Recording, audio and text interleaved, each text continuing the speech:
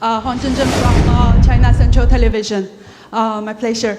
My question is because ongoing energy crisis challenges as of now. So how do you see the ASEAN and China can cooperate to strengthen the renewable energy area, especially like the waste to energy area? Well, we have, that is certainly one of the main pillars of what we spoke about. And that not only did we talk about the supply of fuel, the sharing the supply of fuel, or having a mechanism by which we share it.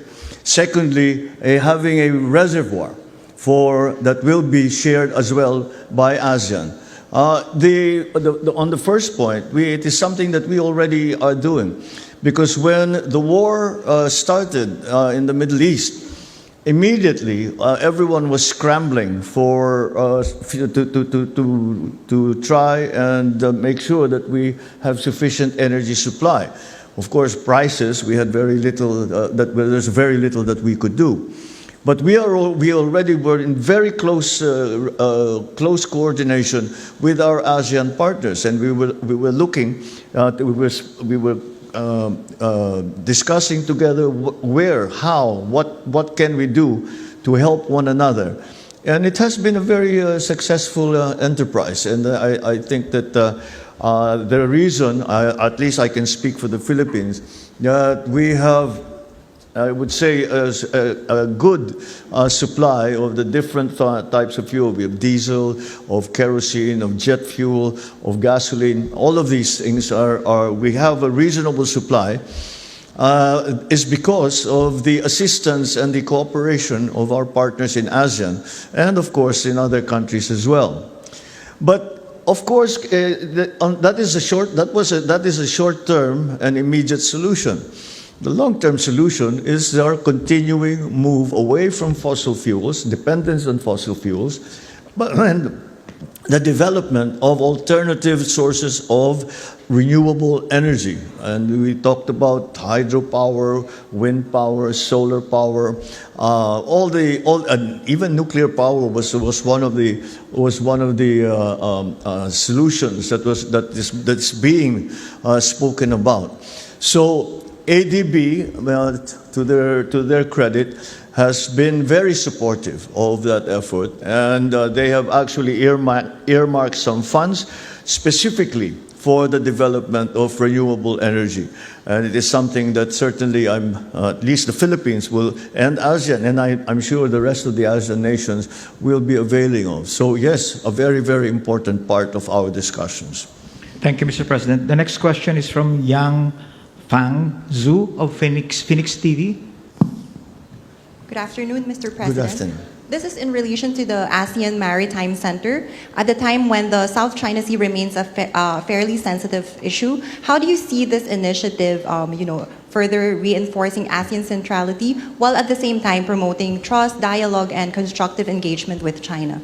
Well, I suppose as the situation in the South China Sea becomes more, shall we say, unreadable, this becomes more important, that there will be a central repository for maritime issues and maritime policy that will apply to ASEAN members.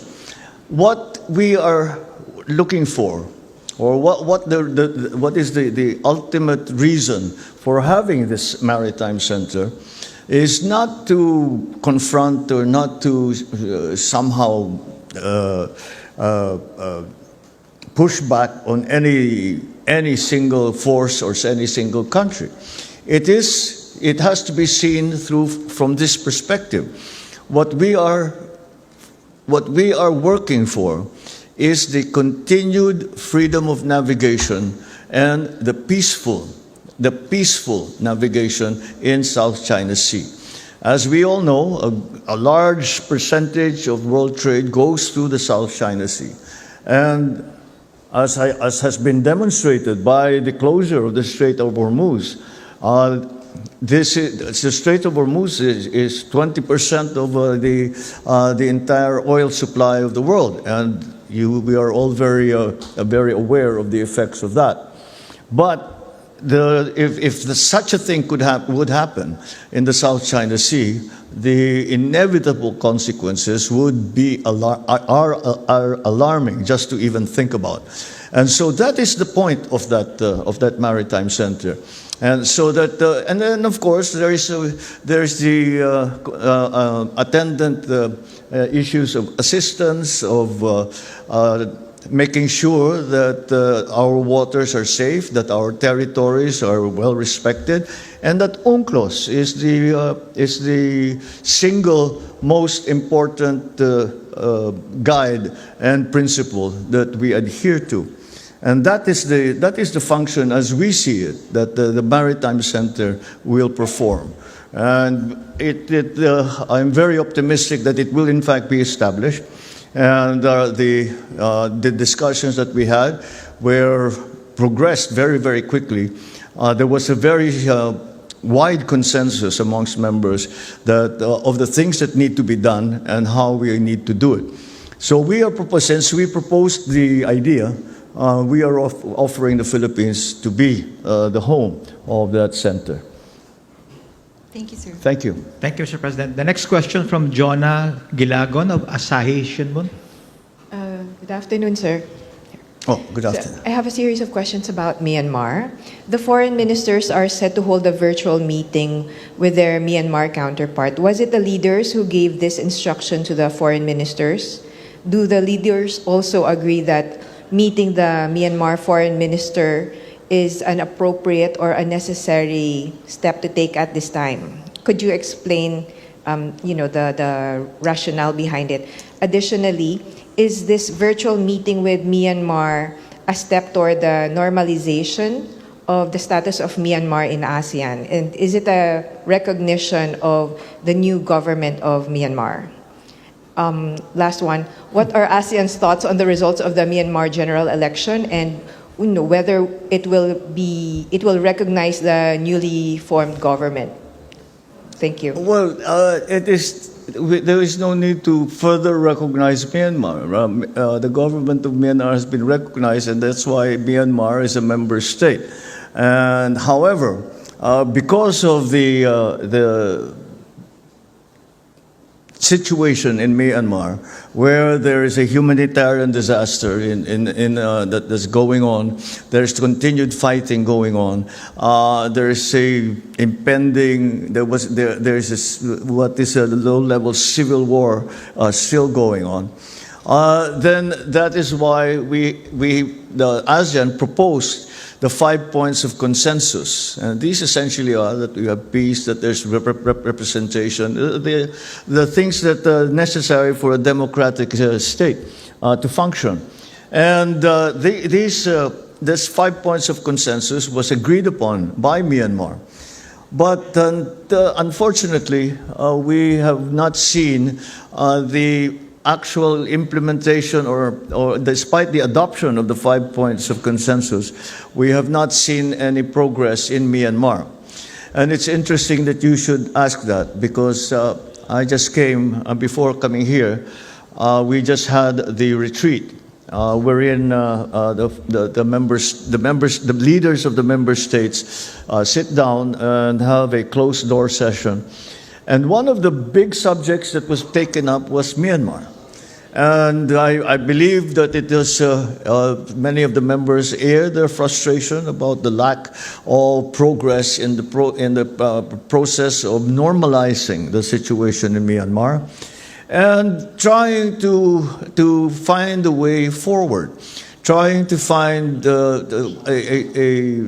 some kind of agreement amongst the member states.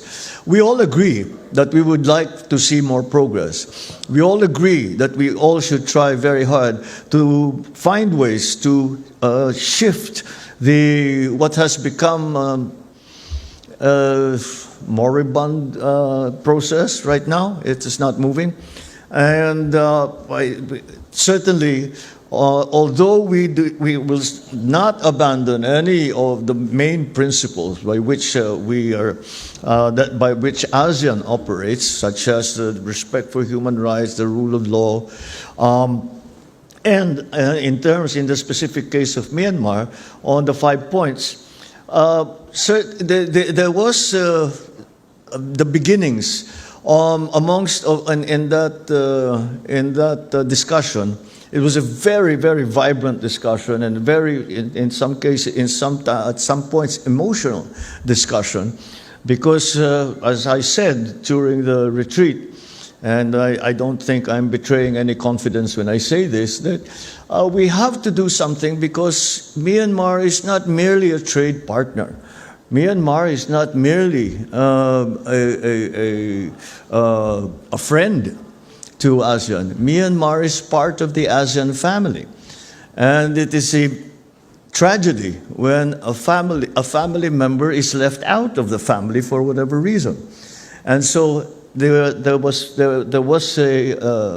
I think, a tacit agreement that we need to do more.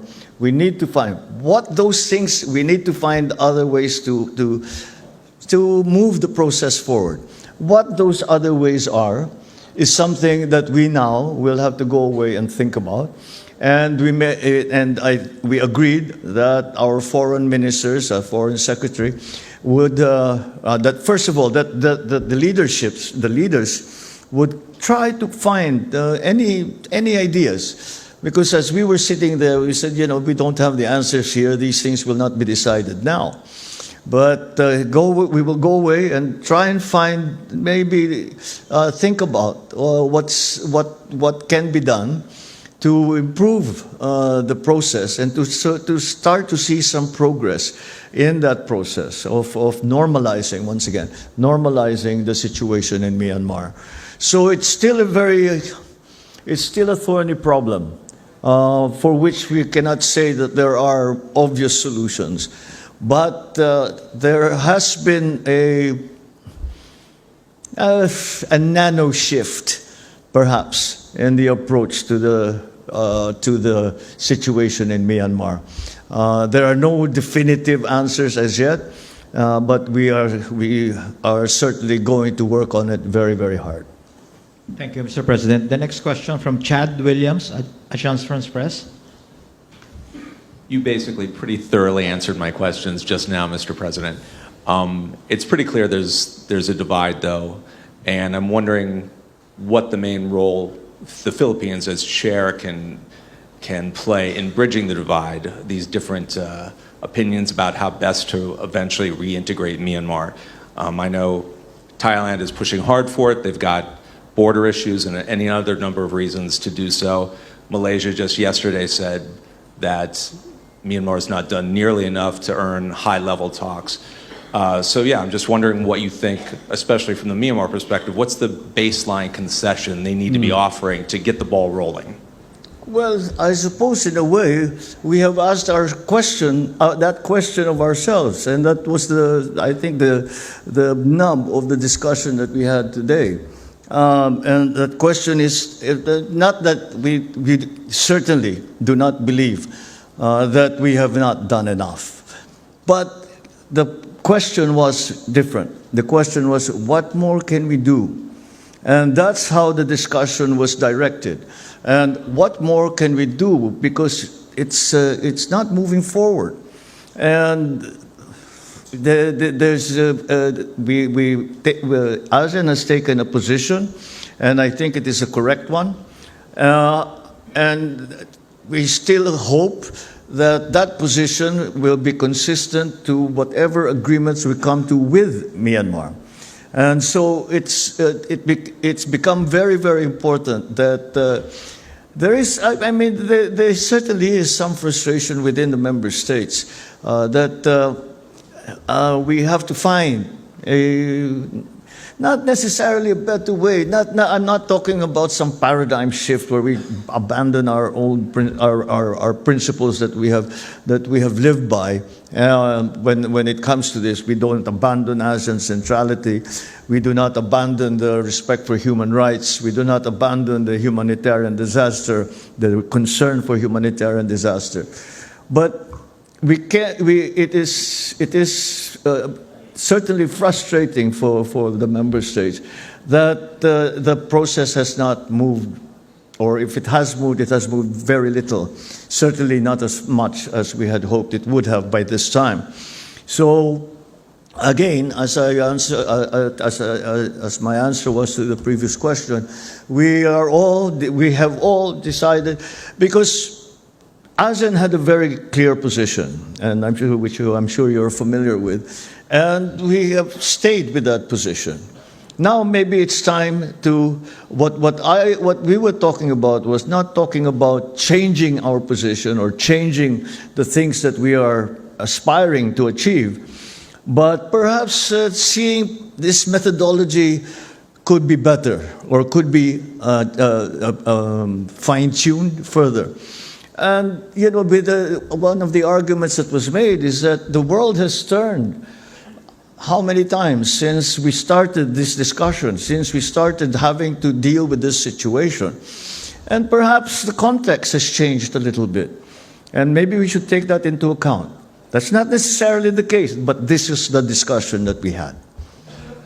Thank you, Mr. President. A couple of questions from the Malacanang Press Corps. The first one from Maricar Sarkan, Brigada.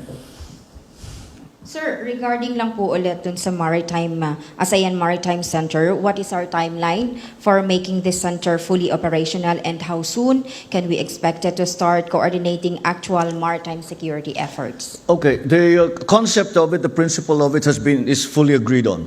We don't know, we actually I did not hear any arguments against it.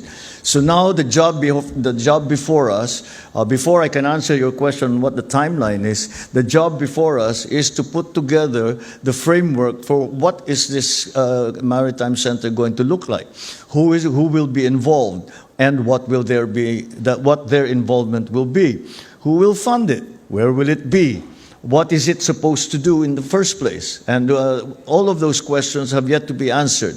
But today, what we really confronted was the question, do we want to do this? Is this a good idea, do you think? And the unanimous answer was yes. So, again, this is a new concept. And that's why we still have to put the structure in place, the framework in place. We have to put the mission in place. Although that perhaps is something that we already have a fairly good idea about, but we have to get it written down in black and white. And again, how the Maritime Center is going to be structured so that we are able to do the things that we hope for it to do, which is maintain safety in the South China Sea, maintain the freedom of navigation in South China Sea, maintain order in the South China Sea. We have monitor the ships, which one is going where there's illegal fishing, for example, where they're using sea routes for smuggling, for human trafficking, all of those things put together. So it's going to be a big job because that's the traffic, the vessel traffic in the South China Sea is immense, and how to regulate that, how to monitor that is something that we are going to have to decide what to do. All the maritime countries around the South China Sea already do that, but they do that individually.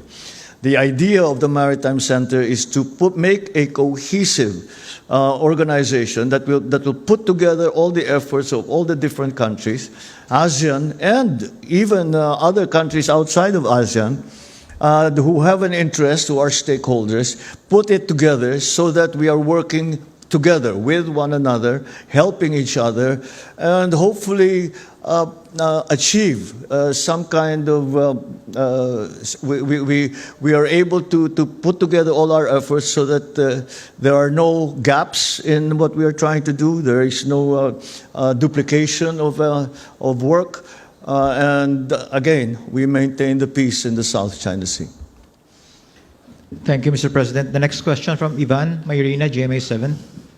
Good afternoon, Mr. President. Good afternoon. This is on the point of energy security and mutual support among member states. Yes. Did the Philippines get new supply commitments from our ASEAN neighbors? Did we get new? Supply commitments. And if so, How firm and dependable are these commitments, given that our neighbors are facing the same crisis and they will naturally prioritize their own interests? Well, actually, we did not talk about supply. Not here. You know why? Because we already have been discussing this for the past, few months, 3 months. And the arrangements for supply, for fuel supply, have already been made with not only member states, but the states outside of ASEAN. And so this is not something that needed to be put together any longer, because our supply lines were immediately established. I mean, the war started February 28.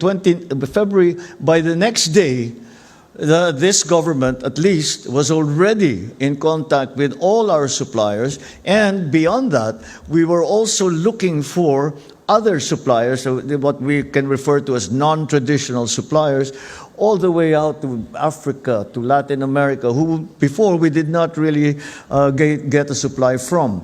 So no, it wasn't discussed, because we have already made. They are essentially bilateral arrangements. The one thing that we talked about that was that concerned fuel supply was a fuel reserve. That to put together a fuel reserve is something like the emergency rice reserve. That came up too, because we talked about food. So to increase the rice emergency rice reserve that we share with one another when there is a crisis, and enlarge that, but also the oil products, or different oil products reserve, because the situation right now is very different from each country. Some countries have a surplus of a certain kind of fuel. Other people have shortage, and we're trying to balance that out. But beyond that is the reserve, so that we have something in reserve. And when something like this happens, a war happens, a trade route like the Strait of Hormuz is closed, and with all the attendant effects, we have somewhere to immediately run to for emergency supply.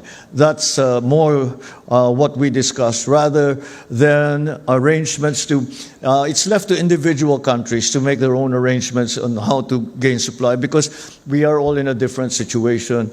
Like for example, in the Philippines, the number one important fuel is diesel. But other countries, what they are struggling with is jet fuel. With other countries, it's gasoline. With other countries, it's gas. So we're trying to even out those differences between countries. So we are making our own arrangements, but at the same time, we are coming together and promoting and developing the idea that we will have a fuel reserve, all the kinds of fuels, all the different kinds of fuels, crude oil, all the way to jet fuel, all the way to the most refined fuel, and to have, so that when such a thing happens again, if it ever, hopefully it will never happen again, but you never know. And should such a thing happen again, then there is a reserve that we can all avail of. Thank you. Thank you, Mr. President. The next question from Mara Cepeda of the Straits Times of Singapore. Sir, you mentioned that there is a need to expedite certain frameworks for energy security. Do we have a timeline, sir, for the APSA and the ASEAN grid? All of these are new ideas, and some of them actually still have to be ratified by the individual countries. And so everyone has a different schedule, but the understanding of everybody is that it is all ASAP. Everything is as soon as possible, and I think again this is one of the issues that nobody disagreed on. Is that we needed it last month. Forget about next month, 6 months, a year from now. We needed it yesterday, if not sooner, sort of thing. So that's the way we are approaching the problem. Mr. President, I understand that, but isn't it rather frustrating, or were there leaders during the summit that expressed frustration that these mechanisms do exist, but we cannot activate them at the moment when the region needs it most? Is there any way that you could trigger these mechanisms much faster so that we could meet the goals set by the summit? Look, we're open to suggestion. If you have a suggestion to make it faster, please tell us, because we are trying to examine everything we can do to make it, as I said, immediate. Thank you, Mr. President. Thank you, Mara. The next question from Miguel Flores of Reuters. So, sir, good afternoon, Mr. President. Good afternoon. Yeah, just to clarify, everyone agrees that there is an urgent need to address the fuel supply problems given the Middle East crisis, but the leaders have not yet agreed as to how to operationalize. No, we have agreed. Oh well, the mechanics of it, the idea, the principle of it was immediately unanimously agreed upon. But it's how do we do it? But let's talk about this fuel reserve. Is it going to be in one single place? Is it going to be scattered to the whole of ASEAN? There's like the Maritime Center. Where are we going to put it? What is it supposed to do? The reserve, for example, how do we share this? Even when we were talking about, we also talked about the ASEAN Common Grid, which is an idea that we have been developing for several years now, and that is to connect up power grids. I just had a meeting with Lao PDR, and they are already producing electricity that they export. They export to their neighbors, and this is the idea. But how is that sharing? Who gets what? How do you pay for it? Do you pay for it? What is it, an exchange? Do you do credit? We haven't done it before, except at a fairly small level, low level. So that we have to put together, an algorithm, if you want, that will decide that the ones who is most in need, how will they get it, and what do we do about the others who are also in need? Who comes first? Those are the questions that still need to be decided. But again, I'm very optimistic because these are we're talking about very smart people, and and more importantly than that, they are committed to making this succeed, because everyone is suffering and everyone wants to get out of this situation.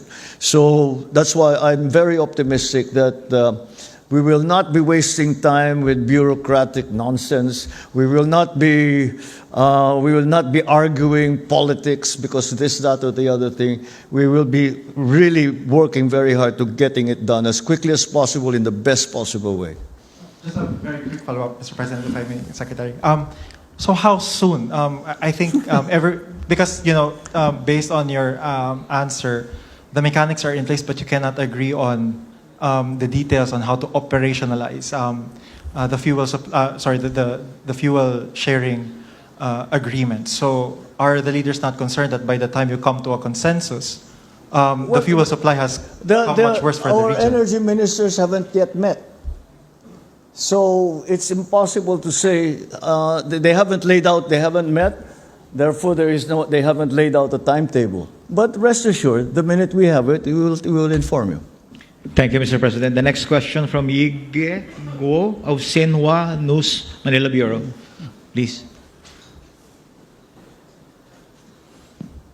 Good afternoon, Mr. President. Good afternoon. As you mentioned today, in an increasingly interconnected world, the instability can quickly affect the supply chains and the financial market and the people's daily life.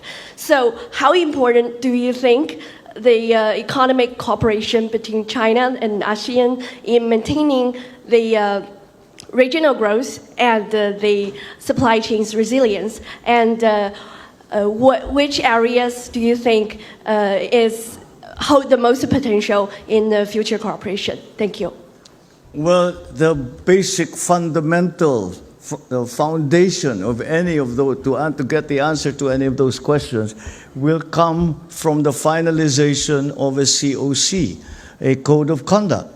We cannot institutionalize any of those things until the code of conduct is finalized. The code of conduct between ASEAN and the People's Republic. So that, again, that is one of our aspirations as chair of ASEAN for 2026, that we find at the end of the year that we actually have a code of conduct. Now, how optimistic or pessimistic I am, I don't want to say. It's a very difficult question. Well, for one thing, the ASEAN member states are all different, have a different approach when it comes to the People's Republic, when it comes to Beijing. So that we have to incorporate all of that into one single document, which is the Code of Conduct. So once we have that, then all those questions will be answered. Thank you, Mr. President. My apologies, ladies and gentlemen. The President, as you know, would need to go to a gala dinner tonight. So we'll be down to just 3 questions, Mr. President, if you're okay. The last 3 questions. The dinner's at 6, by the way. But no, That's 3 questions. All right. So the next question will come from Kit Leong of Cannes. Yes, Kit. Good evening, Mr. President. Mr. President, earlier you mentioned that there was a nano shift seen in Myanmar. Can I get you to elaborate on that? And also, what is Myanmar's response to ASEAN's request to meet Daw Aung San Suu Kyi? And would eventual access to her shape the overall decisions ASEAN has on Myanmar? Thank you. Well, that is one of the main aspects of it. Is the status and the treatment of the lady, as she has come to be called. But in Myanmar, I wouldn't even go so far as to call it a shift. I think it is more a recognition that we have to find other ways or something to move the thing forward. And we were talking about, I said, in negotiations, sometimes when you move the parameters 1 millimeter, it makes all the difference. So we're still we're asking all the member states, all the leaders and their ministries, what that millimeter shift could possibly be. And I think everyone is very enthusiastic to come up with their own ideas. And that is what we ended with. We said, let's share our ideas and let our foreign ministers talk about it. And then we will see what of those ideas are actually actionable, are actually going to be effective, and we will try them. And that was the conclusion that we came to during this last retreat. Sorry, Mr. President. Sorry, just a follow-up. What about Myanmar's response to ASEAN's request to meet Daw Aung San Suu Kyi? I'm sorry, what? What is Myanmar's response to ASEAN's request for the envoy to meet Daw Aung San Suu Kyi? We didn't move on that. That is one of the main aspects of our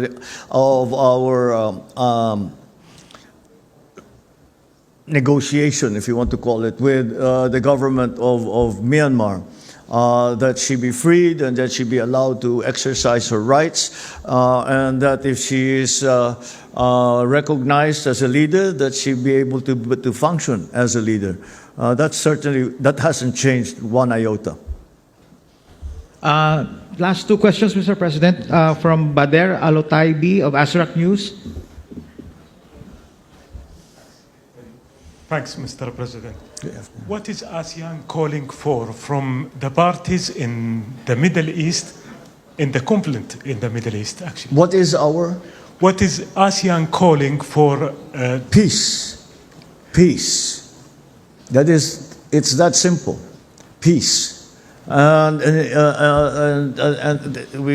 we have made that position very clear.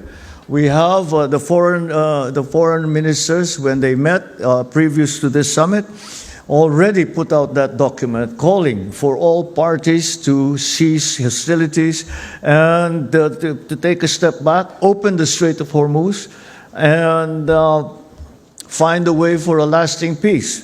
This between U.S., Israel, and Iran.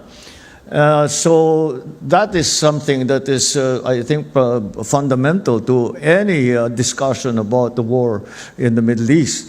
That's the first step, because we will achieve absolutely nothing until there is peace. We now are in this limbo situation where we don't know how long it's going to last. We don't know when the next encounter is going to be. Is the ceasefire on? Is it not on? Is Israel included? Is Hezbollah included? It's a very difficult situation. So again, until there is the fighting ends, until the bombings end, then it's very difficult to put together any kind of solution, if you want to call it that. That is why the call essentially is peace now. Thank you, Mr. President. Again, my apologies. That will be the last question. And that concludes our press conference this afternoon. Maraming salamat po. Thanks very much. Yes, I'm sorry to be in such a hurry, but I am in fact hosting the dinner tonight, so I have to play host. So thanks very much for that.